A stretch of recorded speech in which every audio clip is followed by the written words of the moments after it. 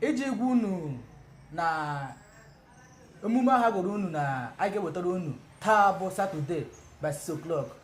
Ọ ya bụ ha na-amalite ebe ọ dị ugbu a. Tupu m aga n'iru, aghaghị m ichefu ịkọwara unu na onye isi ndị ntorobịa nke ọhụhụ nọ n'etiti anyị n'ụbọchị kere taa. Dede ndewo. Ndewo. Biko gaa n'iru kọwaa onwe gị ọfụma. Ya, ndị ọhụhụ ndewo nọ. Ndị niile na-awọchi anyị from far now. Ana m ekele na asị m ya dịkwara nwoke na mma dịrị nwaanyị na mma. Aha m Chief Uchenna ihe na-achọ. Ọkwana mụ ahụ the youth president ọhụhụ welfare union, the youth wing. Ndewo. Ndewo. Ụwa ya dịkwara gị na mma. Ndewo. Biko achọtụrụ ka ijila nkenke biko kọwatụrụ anyị ọgwụ ike a nke ndị bekee na-akpọ drug abuse. Ka kọwatụrụ anyị ihe bụ ọgwụ ike a. Okay, ama m na our topic today ihe gbasara drug abuse and cultism, as I was told. So ihe gbasakwara no drug abuse we ihe dị common amongst our people now. Ọ dịla ala ọhụhụ, ọ dịkwa no ebe ndị ọzọ dị iche iche, even outside the country. Ọ dị everywhere at the moment. So ihe gbasara drug abuse kwa no ọgwụ ike. Modeka hedeka tramadol la ndọwelia. Actually ọgwụ ndị ahụ normal ọgwụ a na-aṅụkwa for 1 or 2 sickness. But ha na-akpọkọ ya today we may abuse. Ịhụ na ọgwụ pens nwere ike ime abuse. Ya kpaghị ike ọzọla ahụ. Ihe dịka otu a tramadol dị. Ihe dịka ọgwụ cough ndị a. Anyị ma na ọgwụ a na-aṅụ for 1 or 2 things as normal.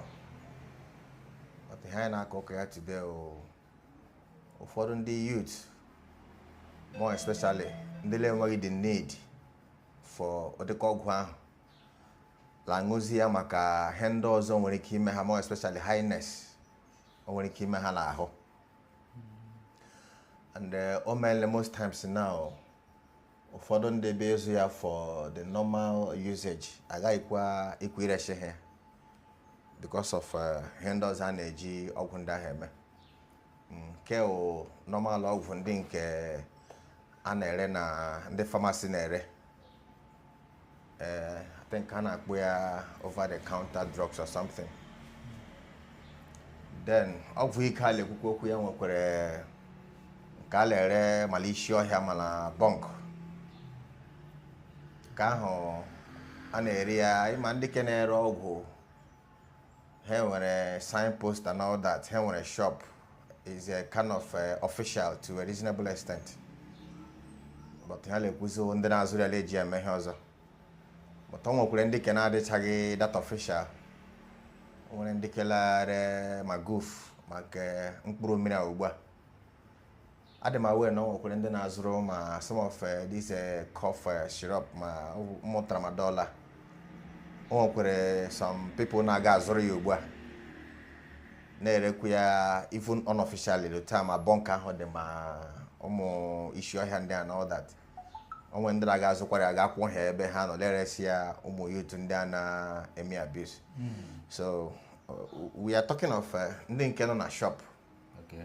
At the same time we are talking of ndị nke na-erekwu ya unofficial na-eresikwu ya ụmụ youth anyị. So ọgwụ ike ahụ ihe ụmụ youth anyị na-aṅụba ya kpaliwe ha, ya enye ha unnecessary highness. Ha nwee ike gbawarụ dị iche iche.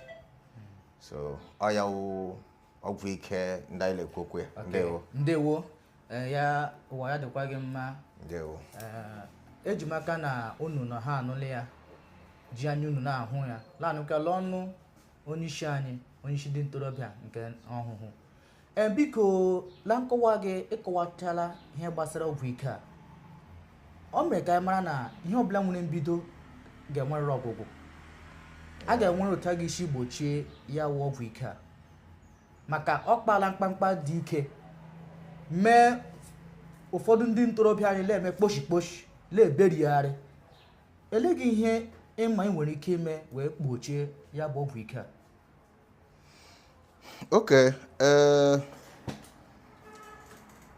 dịka ndị yutu ọhụhụ anyị ebidola asị ekwu mara ọnụ anyị ebidola ime ihe ndị anyị chere sitele ike Chineke anyị ga-ime ka hụmahịa a kwụsị lala ọhụhụ and ebe ndị ọzọ if possible. Number one is this awareness campaign we've started yesterday. The Ohonho youth at large, we were at Ohonho Secondary School. Thereafter, we went to Oriamenye Secondary School. We've arranged it in phases. The phase we are now is moving to secondary schools, something on Alohon. Deka Ejro, as a way to stop this trending issue. I tụrụ anya anyị gafuo ụmụ anyị ndị nọ na secondary school ka anyị bido ebe ahụ gaa gwa ha okwu ka ha mara, because from our findings we were able to understand that some of these people na take these hard drugs, they are doing it out of ignorance. Some of them are not really aware of what they are doing. Hana emia out of peer group influence. Ụfọdụ ha agba ha ihe na arụ ihe dị otu na arụ ihe dị otu, they will try to test it to confirm. So and ha ebido ịṅụ ya,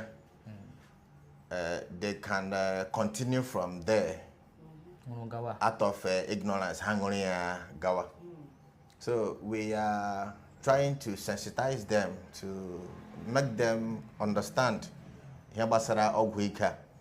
Mgbe your colleague ga-abịa sị gị ihe ahụ ihe dị taa na gị test ya na onwe ihe ọ na-eme, we are trying to create the picture of some things like that, so that mgbe ọla ga-ewetara gị ga mara ihe ọwụ, and then hụ ya gashi yes ọkwa ihe ndị abịara abịa gwa anyị sometime, and because of ndụmọdụ anyị nyere gị, you will not be able to take it. Gashemba, enyi gị nwoke ahụ, enyi gị nwaanyị ahụ ya were ya gawa. So I nọ na Ohonho Secondary School yesterday na-agwa ha okwu ihe gbasara drugs ndị a. We went there with a doctor from psychiatric department of Federal Medical Center Umuahia. Anyị na ndị drug enforcement agencies oga. Anyị na ndị pastor, so actually with a lawyer too. Why a psychiatric doctor who is from FNC, he was able to explain the dangers of these drugs to human health. The dangers to your brain, the dangers to your sensitive organs. Also kidney failure and liver issues. And he was able to tell them that everything in your body is being coordinated by your brain. So, and that hard drugs, the first place on a attack now your brain. At any point in time you take it, you might not be able to be in charge of yourself. You might not be able to know what you're doing at that point in time. So, the doctor, he was able to tell the students the effect of this drug abuse to their health. And to tell you why we are doing all these things, it was very, very unfortunate yesterday when the doctor asked them, he was trying to explain over-the-counter drugs. Normal drugs we take every day, normal drugs. Not we are not talking of hard drugs and abusing it. the doctor, on his way to explain what he was trying to say, he asked the student, just mention some of the normal drugs you know. Just normal drugs you know. And unfortunately, one student, I think after the first person, the next student mentioned tramadol. It was very, very unfortunate. At our secondary school yesterday, it was very, very unfortunate. That is to tell you that that student knows about tramadol. And it's very, very unfortunate, I'm telling you. It's not a good idea. Yes, because when the doctor asks you to mention at least conventional drugs, you know, the drugs you take, you can mention maybe things like that. All these common drugs, Fensic, if it is still obtainable now, and Flagyl, some of these routine normal drugs. But one of the students were able to say tramadol. That is to tell you, and everybody, even their teachers, we are so surprised. So students knew about tramadol, and this is so disappointing. So, but I thank God the doctor, he was able to explain to them. I think he was the first speaker yesterday. Then we entered to the NDELA or something, the Drug Enforcement Agency, because we went there with 3 of their staff. So when it was their turn, he was able to explain also the dangers of taking these drugs. He explained much, and the lawyer too. The lawyer told them the implication. The lawyer told them the implication of even seeing this some of these hard drugs in your possession. He told them about he cited some sections of the Nigerian Constitution to the student. So in order to make them understand the dangers of even holding it, not even seeing you when you're inhaling them or something. So if you are being caught in the possession of some of these hard drugs, so the doctor, he was able to explain it to them as a student. Even this postinotu or something, our girls usually take now. The drug enforcement guy and even the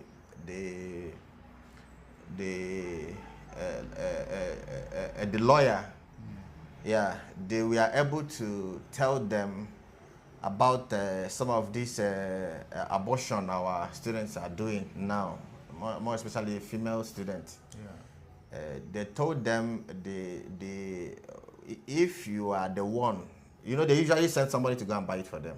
More especially the postino too. Most times they are ashamed of going to buy it because I don't think that postino too has any other thing it is used for rather than that particular purpose. So they usually send somebody to buy it. So the lawyer were able to explain to them, if you are sent to buy it to somebody, and out of on the process, maybe the person that took it on any issue while the person is trying to remove the pregnancy, on any issue along the line, when it can escalate to the extent of going to escalating to a serious issue, that the person got an accomplice too, and in a certain penalty.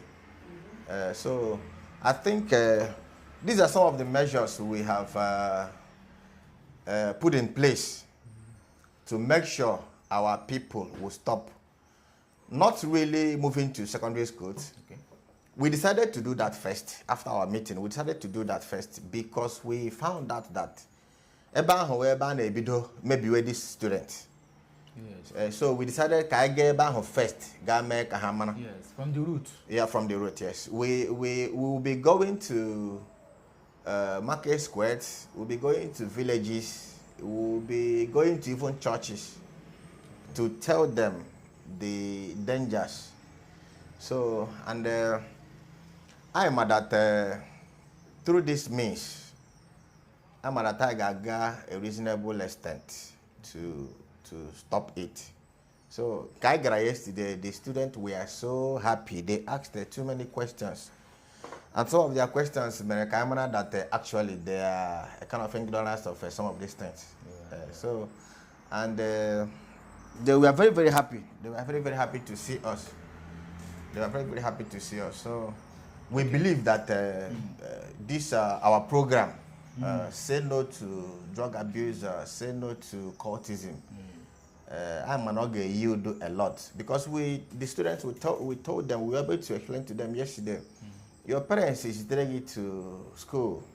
Or they didn't know free education, or no scholarship or something. All your parents in a drug uniform, maybe you have a drug, and things like that. Even if they are not doing anything to you, I will know how the future generation. If they are corrupt, like I asked them yesterday, today your teacher passed through this process. And not here now. Or they able to be your teacher today because or go through the process and or be court or be abo. I would be teacher today. And I wouldn't be teacher today, the society at the last point. So now your teacher and you can see your teacher when it come 40 years, 50 years, 60 years. Before no really 70, 80. You are expected to take over. Yes. You are expected to take over. And that is a normal thing. So on there now, I'm going to give future teachers tomorrow. I'm going to give future lecturers. I'm going to give future doctors. I'm going to give future lawyers and all that. Because so the set in again not forever. And it's just like this they started. So we're able to encourage them to stay away from drugs, stay away from cultism, so that you are in charge of yourself, and fulfill the aim. In school, and reciprocate to Egohana and spend the Nishigi. And you have a mandate with humanity, because on your you were a tax. You were a tax you have to pay to humanity. For the fact I'm of Trageba, ne leganya to be something. Because iji to be something. So ne leganya to contribute to the growth of the society. And ne leganya to contribute to the growth of your immediate community, your clan, the state, and the country, and the world at large. So ne leganya to be something. So if I'm of Trageba yes. No matter how you see it. So you have to contribute your quota to the growth of every other thing. So I may have advice, which at the end of the day, they are very, very happy. And I am an organ tank broma. Okay. Njabanye can know all two schools I got yesterday. Okay. So I can go continue. I got some other schools because both community schools, secondary schools, and even private. Okay. I get Gachahama, Williams, my Isingu, the whole of them. I get a visit Hanile. Here, Basra, this all week. You could tell Charlie, but no one ever was on Chokero Tuaka. Nihina all of them, Ebujo Shishi, a voya lupia, voya vo, Kohara itoputozo. Ndị a bụ ndị lekesa bụ ndị lere ya bụ ọgwụ ike ahụ. O nwere ya ndị bekee ha na-akpọ fine or penalty on set out against those people. O nwere ndị tina gị mee ka stop ha ere ọgwụ ike ahụ ire ya ere. Yes, dịka m kwuru, our program nọ in phases. Ọ nọ in phases. I went a meeting with the Nero, not the whole of home. I went a meeting with the Nero, and then they got a meeting with one kind of official drug dealers. Official drug dealers in the sense that that one didn't want a shop where they can go before. Over the counter drugs, they can go. Here when a shop where behano, here when a signboard, him advertise what they are doing. So I went a meeting with them. So most of them we are complaining. Onye ahụ ga-aṅụọ goof, onye ahụ ga-aṅụọ nke aṅụọ nke ọzọ, abịa kpọwa ha. No, we told them, concentrate on the ones you're selling. Majority of what they are drinking now, almost agafewele side of goof and all that. So, anyola manahana ngona karizele. And some of those things are now mainly English drugs. So not my drama because so but we told them, concentrate on your own, speak about your own. Now. Because I made inquiries and I made some investigations before I chopped at home when some shops on Hana. Ụfọdụ ha ga-ebu ma ihe dịka coke na bottle. Ụfọdụ ha ga-ebu ihe dịka can water. Ha bata na shop bịa zụrụ ụmụ ọgwụ ike ndị a. Now, e wuru onye na-ere ọgwụ ya wuru na-ede sincere. Ọ dị onye ga-ahụ ga-abata na shop gị. Bịa sị gị nye ya tramadol gasị ya mba ị ga-eresi ya. Because ilele otu ọ dị. So, and ma ha nwa na-erekwe dị na-ere. The inquiries I went around of we can ego. They make a lot of money from it. So for herself, all the hanere. I was in here normal conventional drugs now. Hanere is of we can because so a good. So most of them move for them are police find their way out and all that.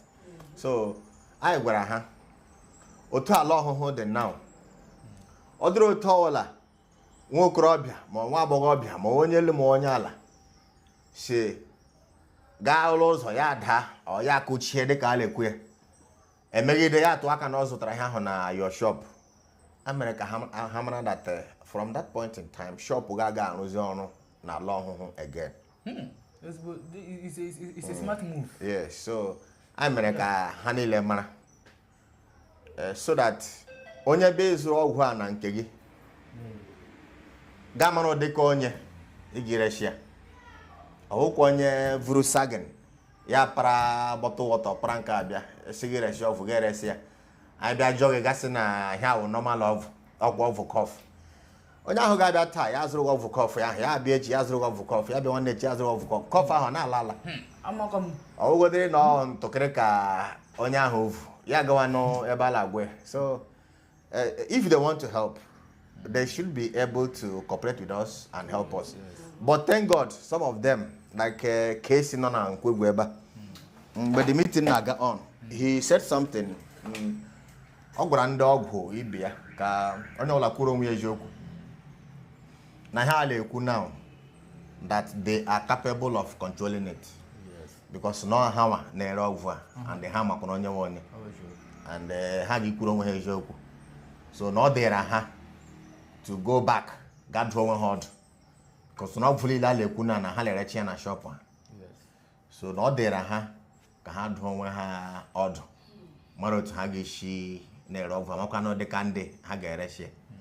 So we were so happy in Casey Kuru Odikokwa. So now we have met with them. The pattern shop, the pharmacist known along here. Not minding we are going to meet with them again. So, but I didn't have Bariala that day. That is for them. I work with plans for Ndika Holland or Lisho here. My Ebendozo di Chiche.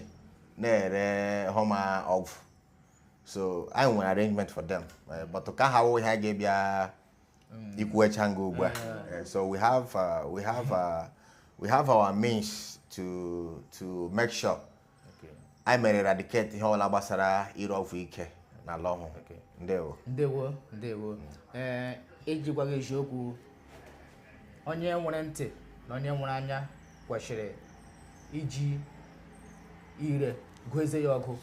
Mara na ihe ndị lekwu ugbu a ya wụ na o nwere otu o si mekụta ya onye lele ihe onyonyo na ma onye na-anụ ya anị ka ọ sepụ aka n'ihi na njem na ọnụ malitere awụghị obere njem. Dịka anyị lekwu is a very very smart movement which is encourageable. Biko la ndị nne na nna o nwetụrụ ọrụ ha kwesịrị ịrụtụ banyere ya ọgwụ ike maka ọwụwa alisiri ụlọ mara mapụọla mma. Olee ọrụ ndị na-ana kwesịrị ịrụ banyere igbochikwa ụmụ ha ndị na-eme ihe maka ha na-eme ya ụlọ tupu ha were apụtala mma. Okay. I nwekwara program for ndị nne ma ndị nna ndị mụrụ anyị. That our program with them awo na ha na-aṅụ homa ihe ma ọhịa, but that is their own part of what they need to do to help. Yes. Ịkwụsị homa ihe. Ụfọdụ ndị nne na ụfọdụ ndị nna ha lose all control of ụmụ ha. Yes, I am mad at this generation. Too many things may happen now, but they can kunishi mbụ ekwughị ekwu mara ọnụ. Ọ dị mma ka ndị nne ma ndị nna. Ọ dị mma ka ị mara movement ụmụ gị, mara ndị ha ụmụ gị na-akpọ ụrị. Nwa gị ịhụ nwa gị otu ịla trọsụchaghị, ga-ajụ ya ajụjụ. And ya agwaghị nkewa eziokwu, ga-adụọ ya ọdụ ikwesịrị ịdụ. Ịma ọtụtụ ihe na-emezi now. Ụfọdụ ndị nne na ala ụfọdụ ndị nna na-amacha some of the things ụmụ ha na-eme, like ụmụ ihe ma internet fraud ndị ahụ ma some of ndị nne na nna na-amacha, but ọ dịzị ka a normal thing. But ị makwanụ na from one thing to another, mgbe nwa gị bidoro ka ahụ ọ gakwa ebighela ihe ndị ọzọ. O bido ime ihe internet fraud ndị a, ya bịa kọrọ gị bitcoin asịkwa ya, onye ọcha asịkwa ya, onye Igbo asịkwa ya.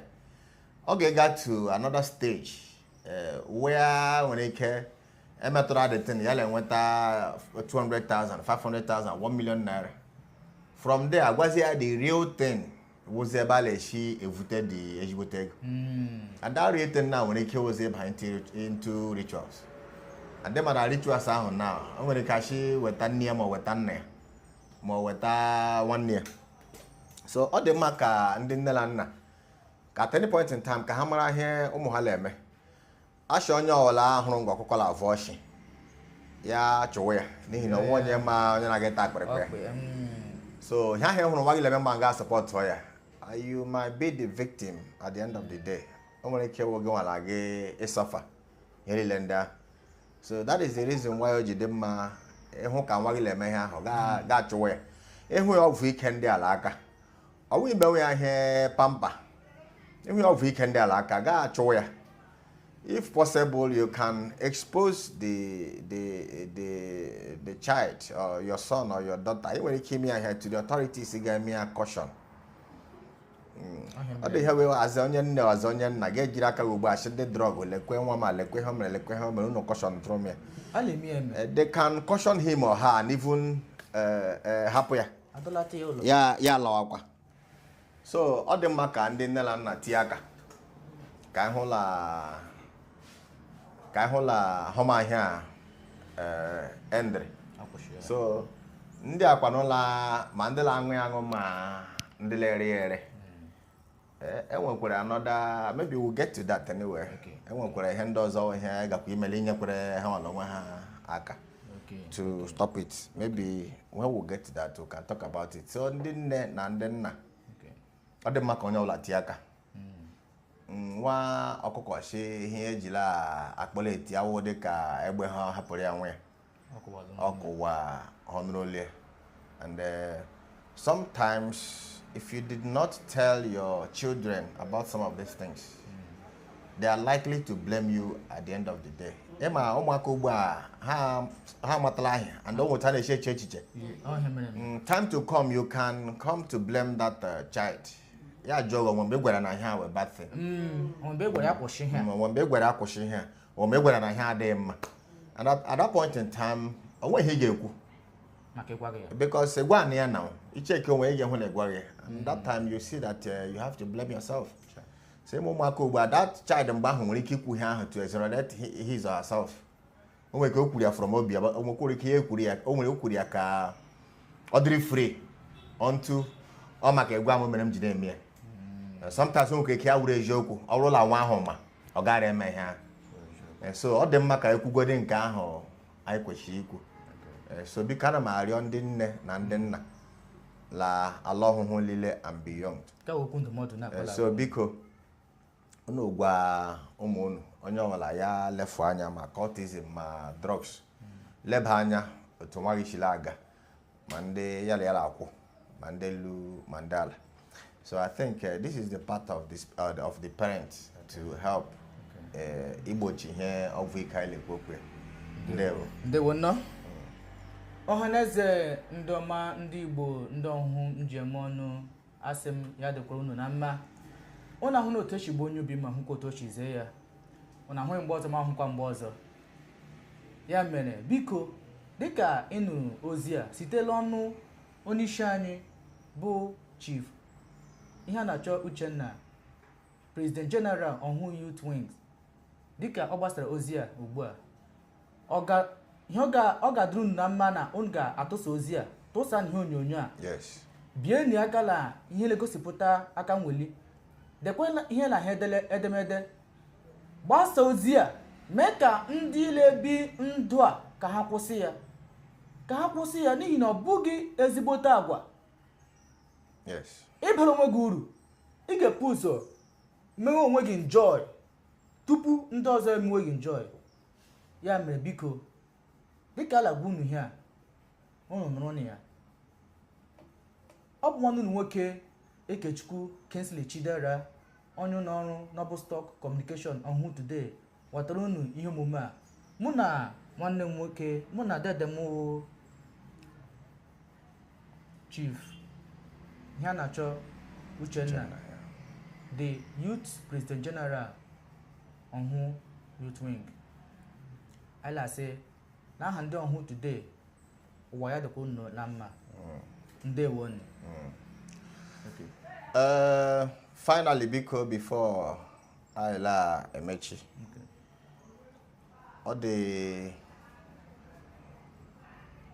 one important aspect of this thing we need to consider all the mkpa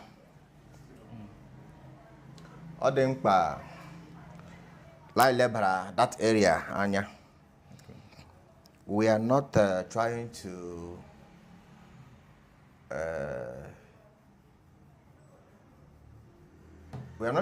say what these drug abusers, we are not trying to say they are doing well. These drug sellers, we are not saying they are doing well. But ndị ọhụhụ o nwere ofu ihe dị mkpa anyị na-edere ịma.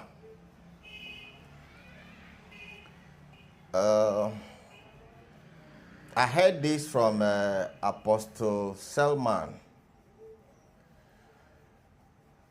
Also that when you're telling somebody this is illegal, don't do it. This is illegal, don't do it. This is illegal. That you have to present a legal alternative to that person.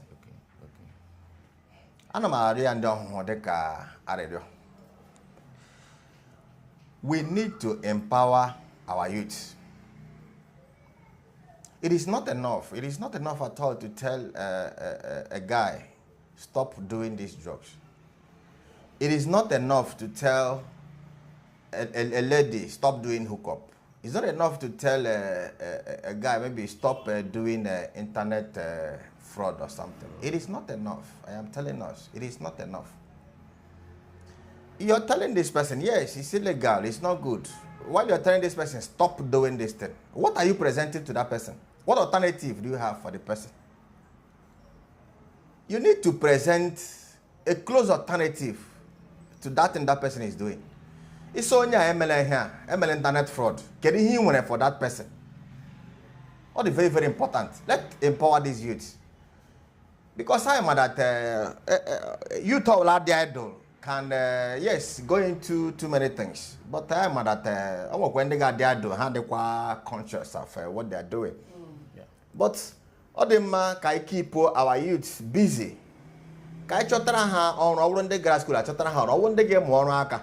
Etinye ha na ọrụ aka ha mụchaa ya emepere ha something ha na-eme oh hapụ drug.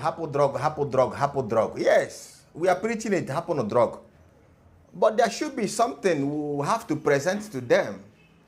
They could wash it through where? Or the web does. We should present something to them. Yes, Happy drug. Do this. Oh, Happy drug. What alternative do we have for them? We need to present something to them. Happy drug will maybe I got already more than 1 year or 2 years. I better shop. So try machine. Gave it on. Ya will got more shoemaking. Within 1 year or thereabouts. Go ahead. Within 1 or 2 years. Ebe peregi ebe gana no shoe. So because ana mario our people. Let them have let them empower our youth. Kahenwe handles as a very, very close alternative to what we are saying. So that ha pukano drugs ha join ya handles ha pu hook up. Yeah, when handles ha ga join it to Kaya Baliano become empower. Even the sellers. Even the sellers. Most times are we wuna ebru mmadụ egbu ọ akpara mmadụ akpa. Enwere ike ejide kwa onye ahụ na-ere homogwu ike ha lekwa okwe. Ọ bụrụ ndị ka na-ere egwu for something. Enwere ike ejide onye ahụ na-erekwa ihe ha si ya ngwa kwụsị ire ihe taa. Kwụsị ire ihe lekwa ihe ọzọ a ga-emepere gị ka imewe. Otu ndị youth nọ na, if you tell us something like that, we will be confident to go and approach we can go and approach that person. See, I beg you, beg arrest.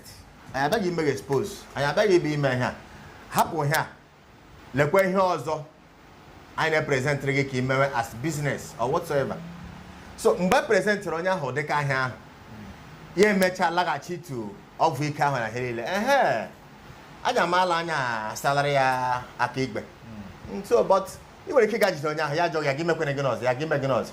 And Gabby, we make go Jemia. So, but a present Terry alternative. On your Kahonere, see a happen here, my head doctor. And the Kahalanguango. I say, from today, I'm going to help him. The cost of rehabilitating these people, got to the highest stage of these drugs. The cost of rehabilitating her is very, very expensive. The cost of female empower got it cheaper than the cost of rehabilitating them. Yeah. Because some of these people have potentials that can develop the country, that can develop the village, that can develop the community. So instead of each one got to the highest stage of it, rehab, or from there, who can get them together and find an alternative for them so that when he was stage. So we can the youth has yellow one now to help the youth in every angle. So I'm down because can be doing empower some of these our youths. Can be doing a close alternative to hinder Harlem. Because I will question a drug, but nothing else to do.